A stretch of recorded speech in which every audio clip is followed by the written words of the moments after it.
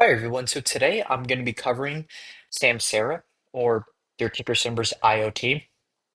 I covered this company before twice. Before I covered the Q1 earnings for 2026, and this is Q2. It came out yesterday, and the stock rallied significantly, rallied about 17%. It did great. So let's take a look at the earnings and let's see where it is now.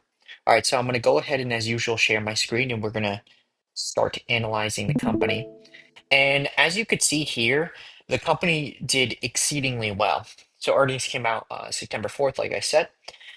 And keep in mind they're a year ahead, so Q2 2026. Anyway, the company reported EPS, adjusted EPS of 12 cents, surpassing the estimate by uh, of 7 cents by 5 cents. Revenue of the quarter rose 30% year over year to 391.5 million, exceeding the 372.2 million. So they did very well with that. The next earnings release is December 4th, so I'm definitely going to cover it then. But ARR, the annual recurring revenue, increased 30% to 1.64 billion. Samsara also added 17 customers with more than 1 million ARR, setting the quarterly record. Also great. And then they raised their guidance. So Samsara raised its full year fiscal 2026 adjusted EPS forecast to 45 cents to 47 cents from 39 cents to 41 cents. So they raised it pretty significantly. And they also updated their fiscal full year revenue guidance to a range of 1.574 billion to 1.578 billion. So as a result, the stock completely skyrocketed. Good for them. They deserve it. These are great numbers.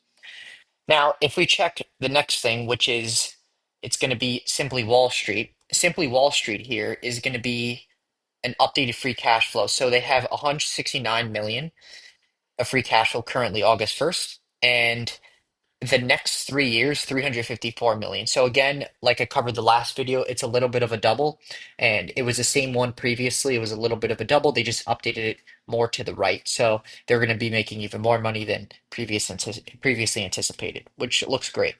Now, if we check the financial health also is just a great company. A lot of cash, a lot of equity, no debt. Exactly what you want to see. Can't complain anywhere here at all. If we check my DCF is still going to say that it's undervalued by 8%. Before it was about 20% undervalued. Now it's 8% because of the rally, of course.